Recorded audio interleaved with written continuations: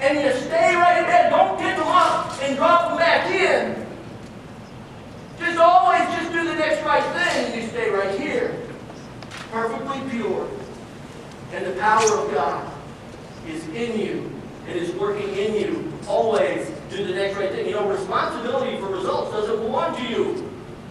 God is in control. You belong to Him. So you may or may not be able to fix things. You may or may not be able to orchestrate things. You may or may not be able to make plans that are going to work out. And there's nothing wrong with trying to fix a problem or trying to make a plan. Nothing wrong with that as long as you leave it to the Lord and the results aren't up to you. And you don't know if you're going to be able to fix anything or orchestrate anything or plan anything that'll work. But you do know that you can do the next right thing. That you can do. That you can do. You can do it today. You can do it now. You can do it before you walk out of the building today. You can do it when you get in the car. You can do it when you get home. You can do it before you go to bed. You can do it when you get up. You can always do the next right thing.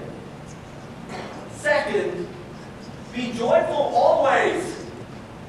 Nehemiah 8:10 says, do not grieve, for the joy of the Lord is your strength.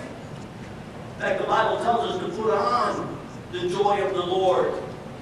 See, you don't get to choose all of your circumstances, but you do get to choose your heart attitude. And God's joy is your strength. And so often, I see believers who are living depressed, defeated, exhausted lives. They don't want to get up in the morning, and when they do when you finally do get up, nobody wants to be around you. Because you're so sour, so woe is me, as though the ability to see is not a gift. Shame on us. As though the ability to speak is not a gift.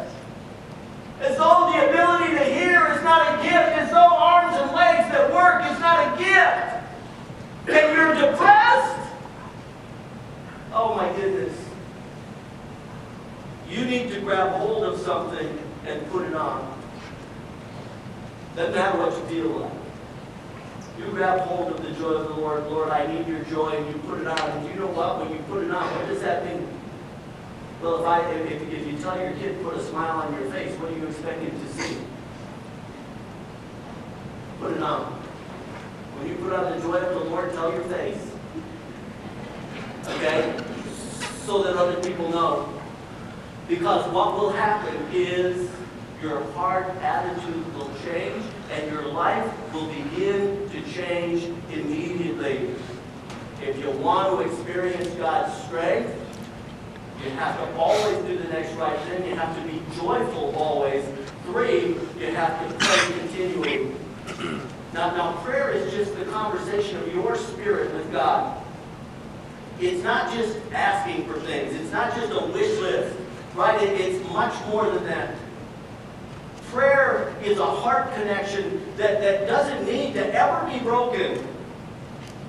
And even though I think there's value in special times where you're just given to focused prayer, the truth is that there isn't any reason why you're not in a continuous prayer and heart connection with the Lord right up to that time and afterwards, because you can maintain that heart connection whether you're at work or in school, whether you're with friends, whether you're in the middle of dip-datting down on the Kenai, or whether you're resting. There isn't any reason for you ever to break that heart connection.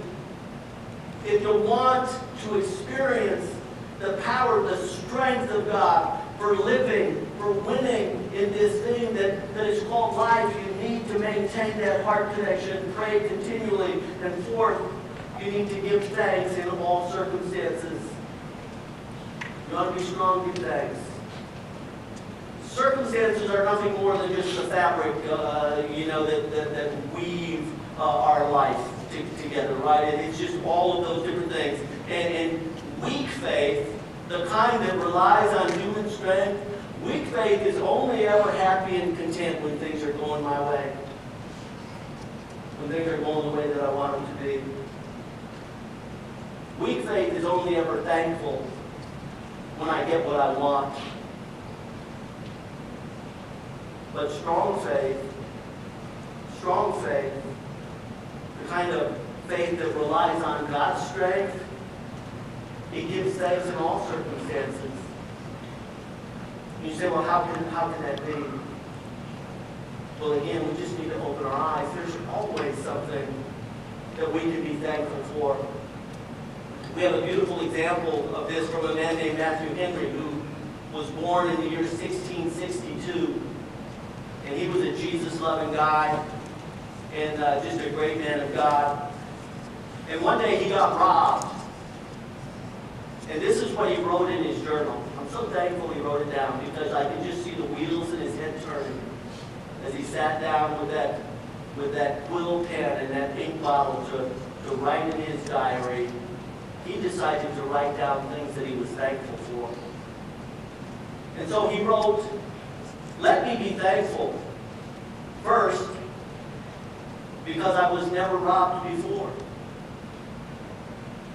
Second, because although they took my wallet, they did not take my life. Third, because although they took my all, it wasn't much. And fourth, because it was I who was robbed and not I who robbed." You see, there's always something that we can be thankful for. In the midst of the most trying and difficult circumstances, we can always give thanks. Two of the most striking examples in the Scripture: Job, who literally on all planet Earth, you realize there's a man or a woman or a teenager or a child on Earth today, who's alive today, about whom God would say, "Consider my servant," and his or her name. Today, there's one alive of whom God would say, "There's no one on earth like him or like her." There's someone in Alaska. There's a person in this room of whom God would say, "Consider my servant," and his name or her name. There's no one in the room like him or like her. Job was this man in all the earth. He was the one. God said there's nobody on earth like him. In fact, when God was holding up examples of righteousness in all of human history, Job was on the list. Only 3 guys made the list: Job and Noah and Daniel. He's one of those. And Job, on the same day that he heard the news that all 10 of his children had died, he tore his clothing and shaved his head, sign of deep mourning. You know what he did next? He worshiped the Lord. He gave thanks to God. He said, "Naked I came into this world, and naked I will depart. Blessed be the name of the Lord." And the Bible says, in all of this, Job did not sin by blaming God for his troubles.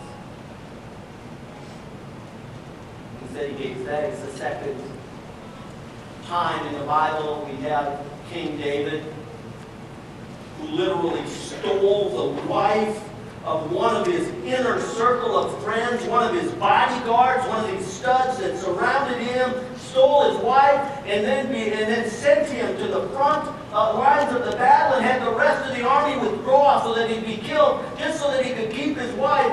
And in judgment against him, God said, "That child that's born to her is going to die."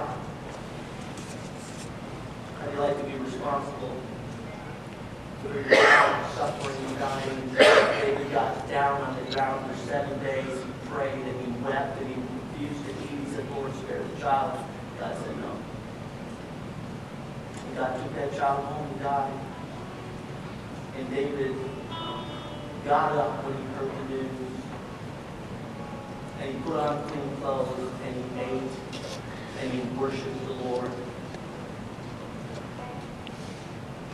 See, don't tell me that we can't give thanks in all circumstances. I know that many of you have been through devastating life events. Some of you are in the midst of very trying circumstances right now. The Lord wants to be your strength.